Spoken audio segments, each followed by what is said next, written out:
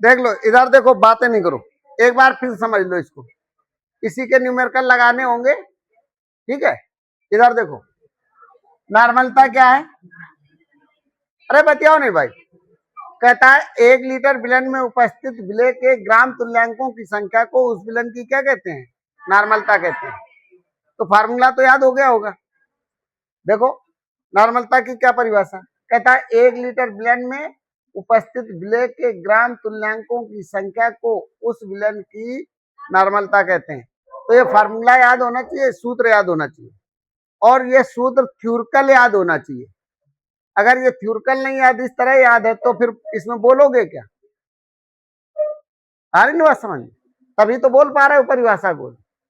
कहता है 1 लीटर विलयन में उपस्थित विलय के ग्राम तुल्यांकों की संख्या को उस विलयन की नॉर्मलता कहते हैं, और इसे कैपिटल एन से प्रदर्शित करते हैं।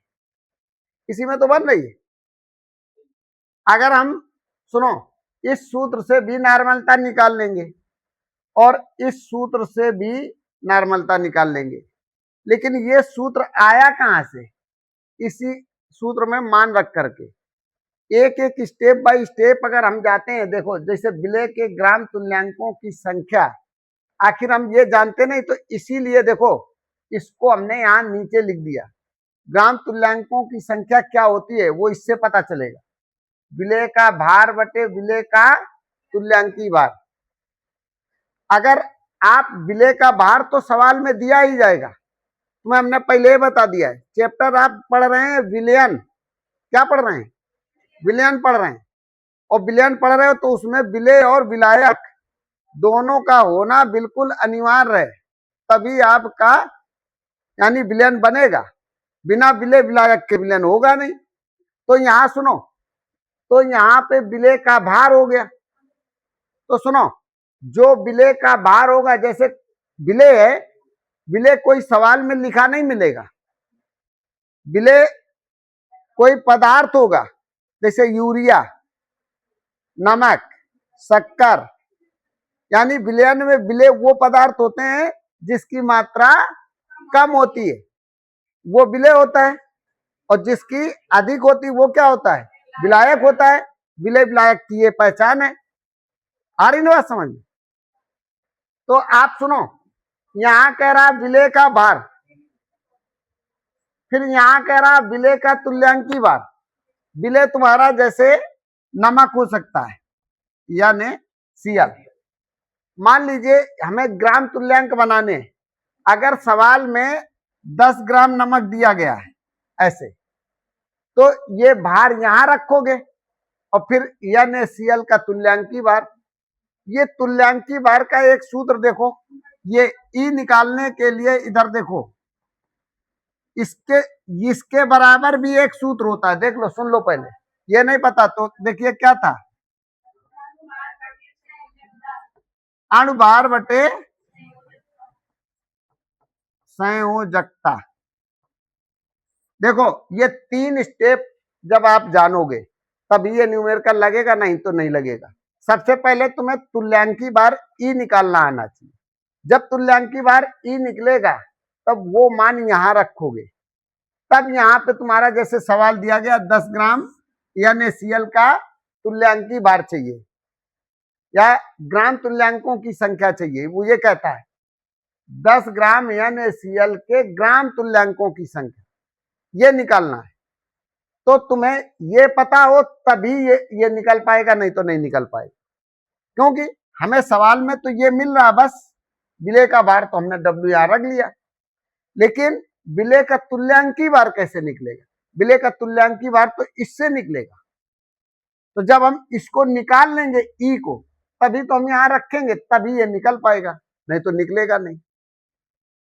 बात समझ में आ रही? तो ई निकालने के लिए विलय का तुम्हें क्या पता होना चाहिए? अणुभार। और विलय क्या है? नमक। अभी हमने उस दिन लिखवा दिए थे, ये देखो परमाणु भार हमने लिखवाए थे, हाइड्रोजन का परमाणु भार 1 लिखवाया था। फिर देखो कार्बन का 12, ये कहा था याद करना है।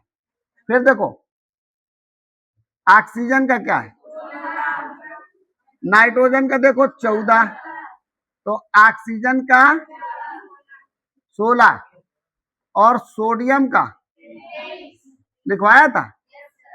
अब देखो फिर आपने मैग्नीशियम का लिखा था, एल्यूमिनियम का लिखा था,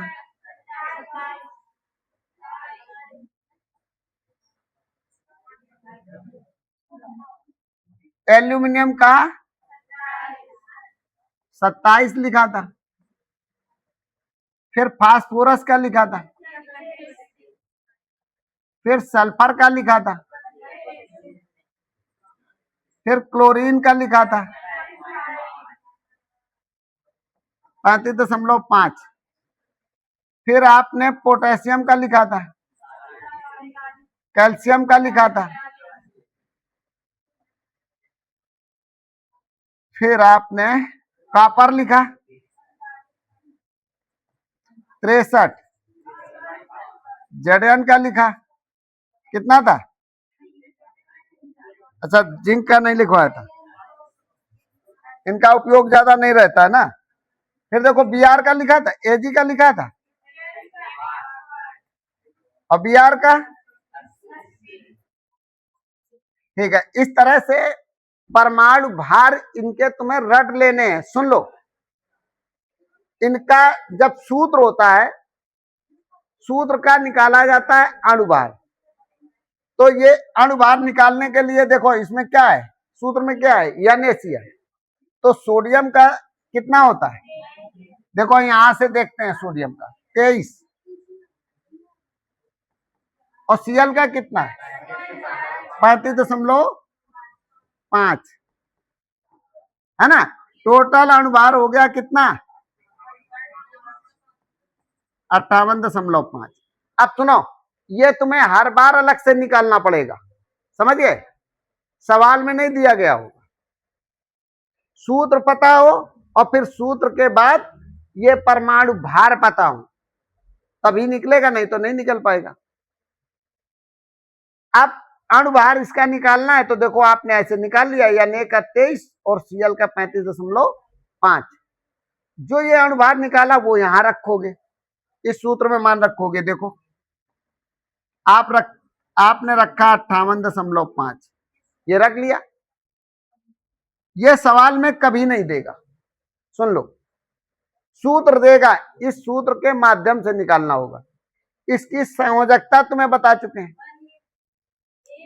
जब इसको आप पानी में घोलेंगे, जैसे यानी Cl, बात नहीं करो, इसे पानी में घोलोगे तो ये दो प्रकार के आयनों में टूटता है, यानी प्लस और Cl माइनस।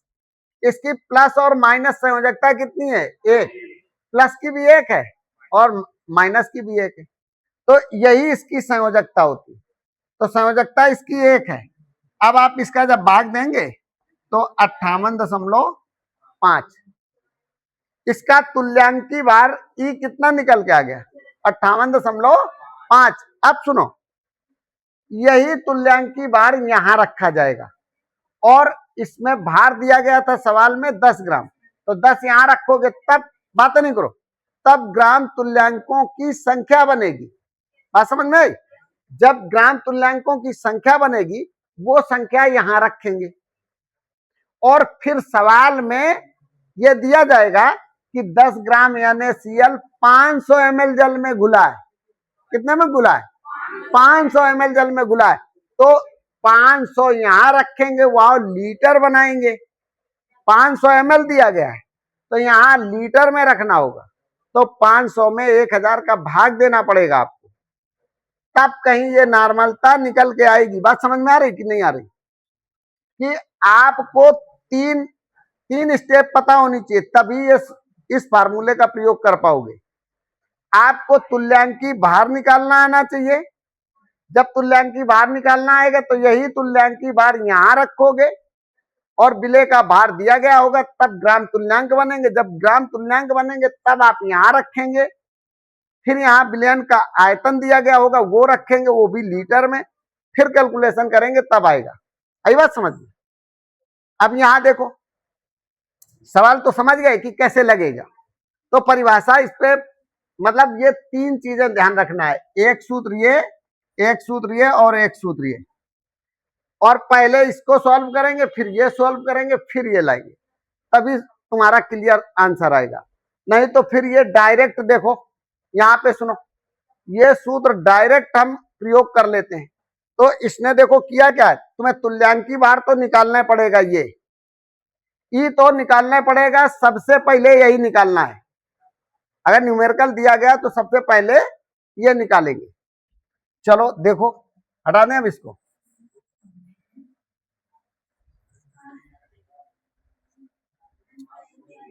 आप देख लो, ध्यान दो, ये सूत्र कैसे आया, ये सूत्र डेरिव होके इसी सूत्र में रख के आया। अब अभी अभी देखो, ग्राम तुल्यांकों की संख्या W/E है, तो देखो इस सूत्र में मान रख दो, ग्राम तुल्यांकों की संख्या बराबर कितना है, W/E। तो ग्राम तुल्यांकों की संख्या की जगह क्या लिख दिया, W/E, ये मान रख लिया। यहाँ विलयन का आयतन, आयतन को V से प्रदर्शित किया जाता, तो हमने V लिख दिया, और आयतन है काय में, लीटर में, तो लीटर लिख लिया। अब देखो लीटर V/1000, इस आयतन को मान लो ये आयतन 500 ml है, तो 500 के लीटर बनाओगे तो 1000 का क्या करोगे, भाग दोगे, तो इसीलिए V/1000 ml, ये 1000 का भाग दिया गया लीटर बनाने के लिए। यहां से लीटर हटा दिया गया, 1000 ml कर लिया गया। अब इसे क्या किया गया, सॉल्व कर लिया गया। अब W को हमें बाहर निकालना है, तो हमारा ENV ऊपर आ गया, 1000 नीचे चला जाएगा। आ रही ना बात समझ? अभी बताया था उस दिन, अगर आप ऐसा करते हो तो n बराबर, देखो एक स्टेप ये और बना सकते हो अपने समझने के लिए। देखो n बराबर, इधर देख लो, देखो इसको ऐसे भी लिख सकते हो, ये 1000 का गुणा W के साथ हो जाता है। ये देखो E का और V का गुणा हो जाएगा। अब ये हो गया n बराबर ये, तो जब आप W ये बाहर लाओगे ऐसे, तो ये n और ये वाली संख्या कहां चली जाएगी, ऊपर, ENV/1000। ये बताया था कि आप ऐसे इसे हल कर लो, मतलब सरल करने के लिए। बात समझ में आ रही? ये फार्मूला बन जाएगा। तो फिर इसमें तुमको देखो, बातें नहीं करो, सुनो, अगर ये लगाते तो ना ये फार्मूला प्रयोग करना होगा ना ये प्रयोग करना होगा, सिर्फ तुम्हें ई निकालने के लिए वो वाला जो पहले अभी बताया था वो जरूर लगाना पड़ेगा, और डायरेक्ट इसमें रख दो, आंसर आ जाएगा।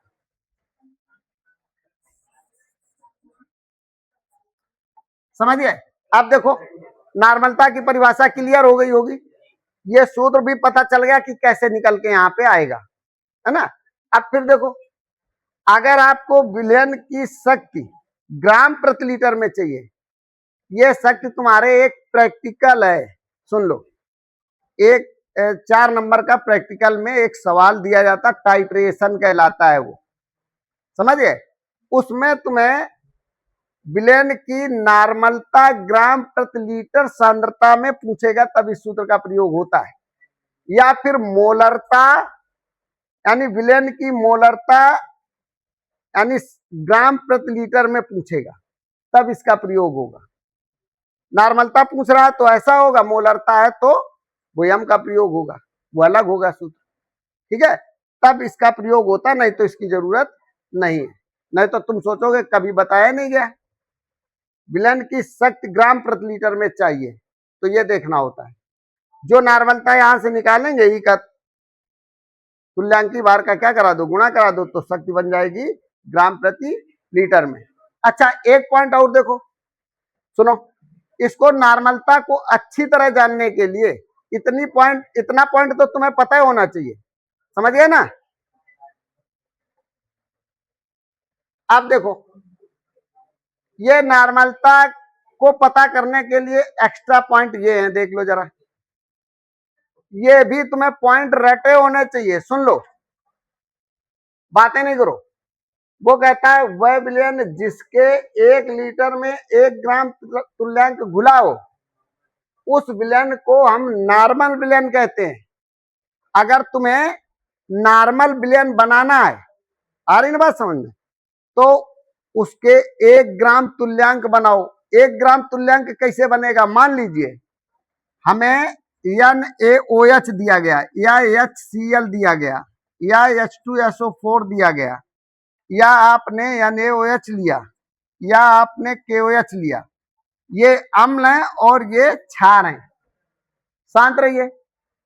अब हम तुमसे कहें कि इसमें सुनो, इसका HCl का नॉर्मल विलयन बनाओ, बिल्कुल डायरेक्ट ऐसा ही कह दें, आ रही ना बात समझ में, कि इसका नॉर्मल विलयन बनाओ। तो सुनो, HCl का की उतनी मात्रा लो जितना इसका तुल्यांकी बार हो, जितना इसका तुल्यांकी बार हो। तो क्या कह रहा है? वह विलयन जिसके 1 लीटर में 1 ग्राम तुल्यांक घुलाओ, 1 ग्राम तुल्यांक घुलाओ।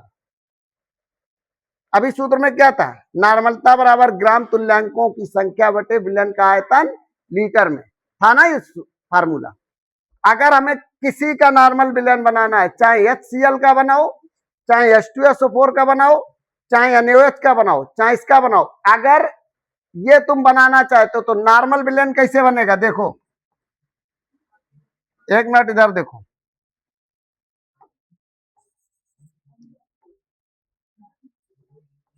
इधर सुन लो। जैसे यहां पे ग्राम तुल्यांकों की संख्या है, देखो यूज करके बताते हैं।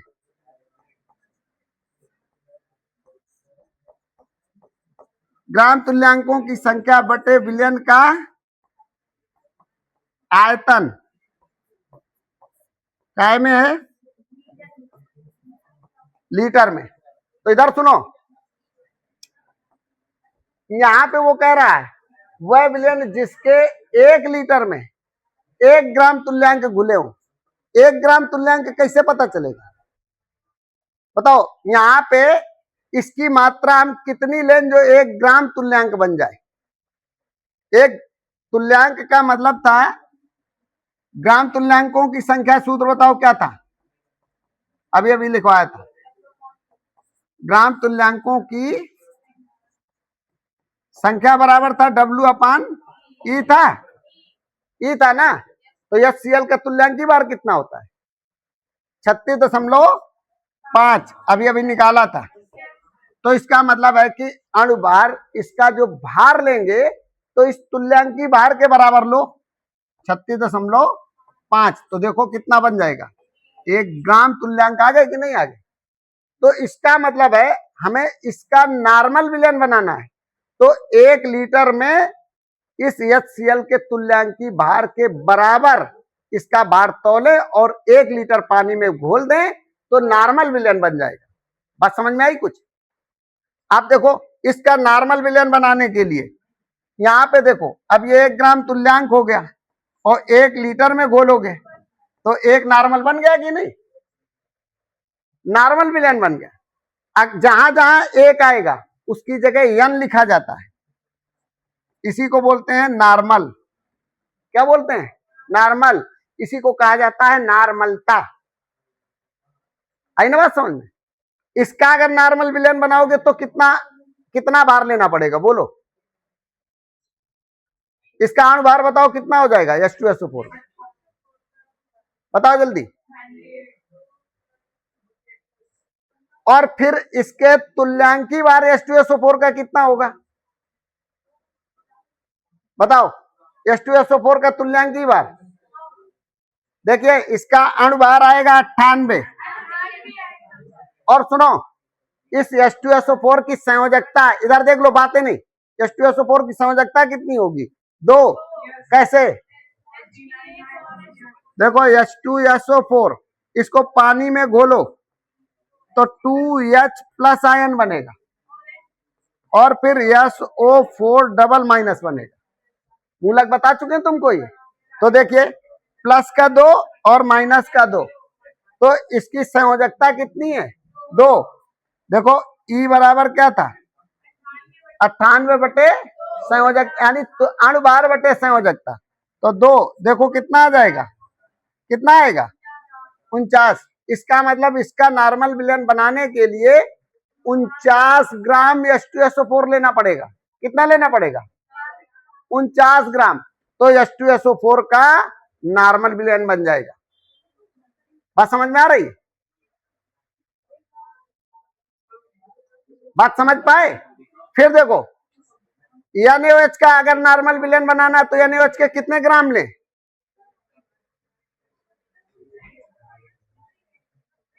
बोलो। एक मिनट, इधर देखो, चाहो तो ये फार्मूला यूज करो। सुनो, यहां देखो, नॉर्मल विलयन बनाने के लिए यहां W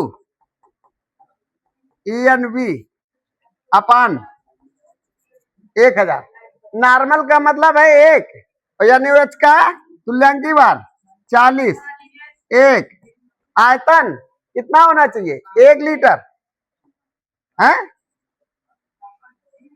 ये हो जाएगा नॉर्मल विलयन बनाने के लिए। और बटे 1000, देखो इससे निकालो 40 ग्राम, यानी किसका, H2SO4 का, NaOH का। NaOH का 40 होगा,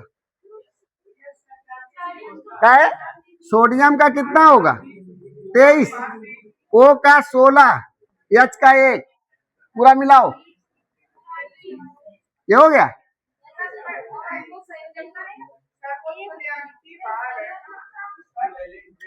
एक मिनट, हम ये पूछ रहे हैं कि भार कितना लेना पड़ेगा NaOH का। हम ये पूछ रहे हैं कि नॉर्मल विलयन बनाने के लिए NaOH कितना भार लेना पड़ेगा, 40 ग्राम। हम W पूछ रहे हैं ना, अब हम नॉर्मल विलयन नहीं कह रहे हैं। जब 40 लेंगे तो नॉर्मलता देखो, अगर जानना चाहते हो कि नॉर्मल ये का है तो देखो इस फार्मूला में फिर रख दो, देखो इस फार्मूले में फिर रखो, इधर देखो बतियाओ नहीं, एमा रखो EnV। अब नॉर्मलता निकाल लो, देखो नॉर्मलता एक ही आएगी। यहाँ पे भार कितना लोगे, 40, अणुभार, ये तुल्यांकी भार 40, हमें N चाहिए, आयतन 1 लीटर में निकालना है तो 1000 ml, नीचे 1000 ml है, ये कट कर दो, नॉर्मल विलयन बन गया। हम ये पूछ रहे थे कि H2SO4 जैसे आप बना रहे हो ये बार बार, इसको हमने कहा कि नॉर्मल विलयन बनाओगे तो कितना HCl लोगे, इसकी मात्रा बताओ, तो ये सूत्र लगा दो, निकल आएगा। और सुनो, यह बात याद रखियो कि नॉर्मल विलयन बनाने के लिए क्या करते हैं, आयतन हम कितना लेंगे 1 लीटर, तभी हम यहाँ पे V की जगह 1000 लिख रहे हैं, 1000 ml बार बार लिख रहे हैं ये। अब तुमने ये कहा कि सर ये कहां से ले आए, यही शब्द लिखा है इसलिए बार बार 1000 ले रहे हैं। 1 लीटर में कितने ml होते हैं, 1000 ml होते हैं। अगर हम इसका यूज कर रहे हैं तो यहाँ पे रखेंगे आयतन, अरे इन बस तो अपने आप निकल आएगा। वो कहता कभी भी नॉर्मल विलयन बनाना है किसी का तो ये याद रखोगे, उसके 1 ग्राम तुल्यांक घुलाओ तो नॉर्मल विलयन बन जाएगा। और 1 ग्राम तुल्यांक बनाने के लिए क्या करेंगे, उसके तुल्यांकी भार के बराबर भार लेना पड़ेगा। यहाँ W देखो तुल्यांकी भार के बराबर लिया कि नहीं लिया, और नॉर्मल विलयन आ गया। यहाँ पे आप उसके तुल्यांकी भार के बराबर लीजिएगा। चलो देखो, हाँ बताओ, बोलो।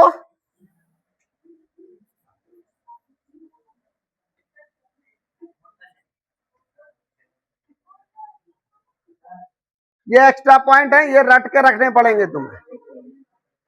अब देखो सुनो, सेमी नॉर्मल विलेन की नॉर्मलता n/2 होती है, सेमी नॉर्मल क्या है, सेमी नॉर्मल। फिर देखो इसको रट के रखोगे, बेसी नॉर्मल विलेन की नॉर्मलता n/10, सेंटी नॉर्मल विलेन की नॉर्मलता n/100, मिली नॉर्मल विलेन की नॉर्मलता n/1000। इनको नोट कर लो, फिर हम इसके बाद बताते हैं, अभी यूज इसका बताते हैं।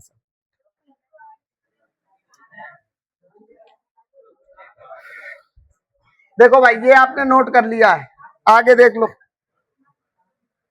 अब ये न्यूमेरिकल है, देखो इधर सुनो, कहता है NaOH के 1 मिली नॉर्मल विलेन बनाने के लिए NaOH का द्रव्यमान ज्ञात कीजिए। देख लीजिए सवाल, देखो अगर वो एक्स्ट्रा पॉइंट नहीं याद है तो ये सवाल ना लगी तुम, पूरा सवाल लिखो वैसे। कहता है NaOH के 1 मिली नॉर्मल विलेन बनाने के लिए, 1 मिली नॉर्मल का मतलब बताओ अब, n/1000 है ना। देखो एक्स्ट्रा पॉइंट में लिखा है, तो इसका मतलब है वो कहता है NaOH का द्रव्यमान चाहिए, NaOH का तुम्हें क्या चाहिए, द्रव्यमान। तो सुनो फार्मूला तो ये होगा बेटा, इधर देखो पहले, W बराबर EnV/1000। अब देखो सवाल में हमें क्या बनाना है, मिली नॉर्मल, यानी कहने का मतलब है हमें नॉर्मलता मिल रही है। नॉर्मलता कितनी है, n/1000 है, n मिल रहा है। फिर कहता है बनाने के लिए NaOH का द्रव्यमान। तो सुनो, और जब हम कोई विलेन मिली नॉर्मल बनाएंगे तो यहाँ पे आयतन कितना रखेंगे, 1 लीटर। तो V मिल रहा हमें कितना, 1000 ml। हमें पता है ये नॉर्मल बनाने के लिए, जो मिली नॉर्मल बनाने के लिए सभी जगह कितना लेना पड़ेगा आयतन, 1000 ml। 1 मिनट, अब देखो यहां सुनो, n मिल गया, V मिल गया, लेकिन E कहां से मिलेगा, इस सूत्र से। देखो E बराबर क्या लिखोगे, NaOH का अनुभार बटे क्या लिखोगे, संयोजकता। लिखोगे कि नहीं लिखोगे, जब तक ही नहीं होगा सवाल लगेगा कैसे। इधर देखो NaOH का अनुभार कितना होगा, देखो ऐसे लिखते हैं, Na का कितना 23, O का कितना 16, हाइड्रोजन का 1, और NaOH की संयोजकता 1 होती है कि नहीं, तो ये 1 लिखेंगे। अब देखो इसको कितना लिखोगे, 40 और बटे 1, अर्थात कहने का मतलब 40। तुल्यांकी भार का कुछ मात्रक नहीं लिखते हैं, बस ऐसे ही लिखते हैं। इसका तुल्यांकी भार कितना निकला है, 40।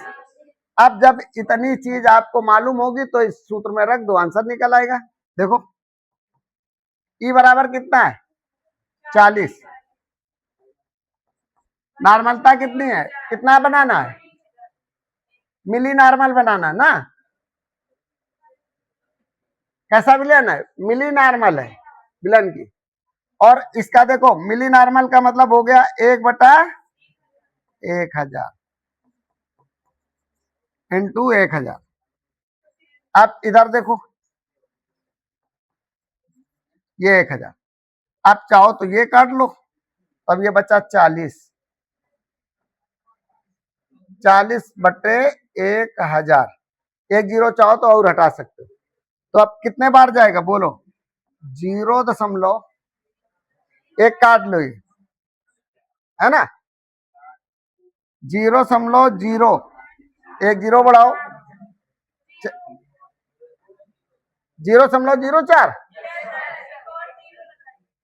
एक और जीरो लगा, देख लो नीचे,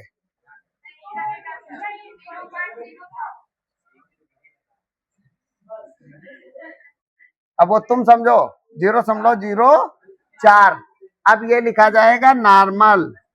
क्या लिखा जाएगा? नॉर्मल। बातें नहीं करो, क्या लिखेंगे? नॉर्मल। ये आंसर आएगा। अरे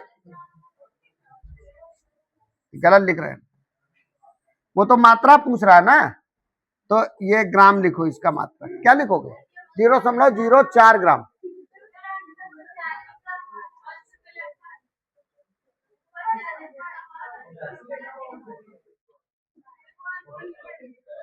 हो फिर फार्मूला गलत कर दिया क्या?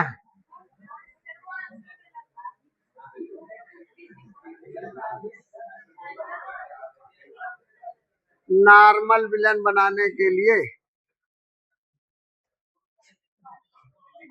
NaOH के 1 मिली नॉर्मल विलन बनाने के लिए NaOH का द्रव्यमान ज्ञात कीजिए।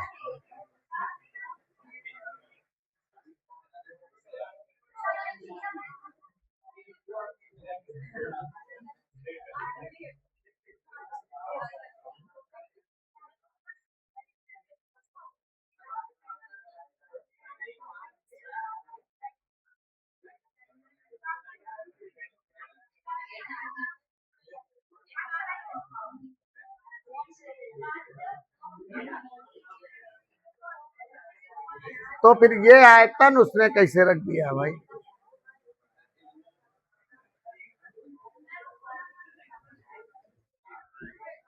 फिर इसका मतलब ये आंसर गड़बड़ लिखा है, ठीक है? इसी को लिखो, ये रहेगा, ये मात्रा होगी, परेशानी की बात नहीं, ठीक है? ये हो सकता है गड़बड़ लिखा हो, ये आंसर आएगा, यही सही है भाई। नॉर्मल विलेन बनाने के लिए 40 आना चाहिए था, नहीं आएगा ना, यही आएगा आंसर। ये देख लो। फिर देखो अगला सवाल, ये हो गया।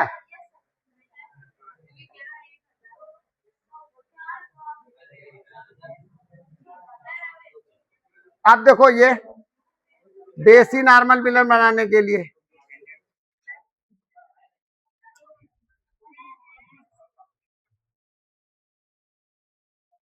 चलो देख लो,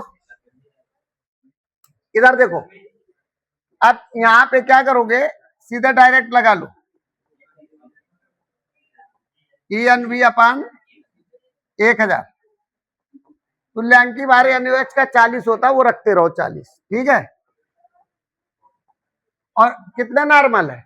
देसी नॉर्मल। इसका मतलब 1/10। बात नहीं करो,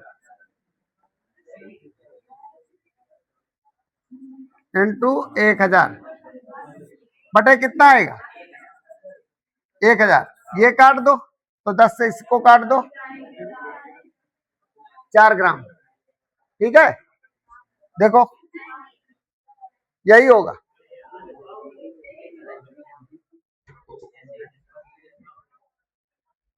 हो गया। आगे देखो,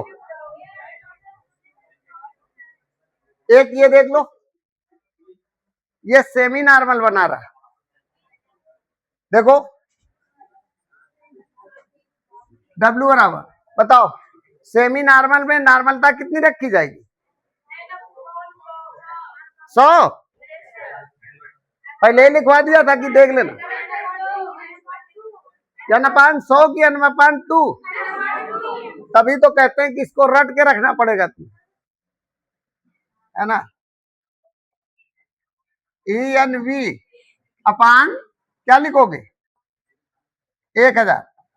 HCl का तुल्यांकी बार 36.5, यही होता है ना? नॉर्मलता कितनी रखें? 1/2, क्योंकि वो कह रहा सेमी नॉर्मल बनाना, है ना? क्या करेंगे? 1000 बटे 1000, ये कट कर दो, ये आ जाएगा 36.5/2। कितना आ जाएगा? 18.25 ग्राम। बात समझ में आई? ऐसे आप इसे क्या करोगे, हल कर लो। कोई कठिनाई?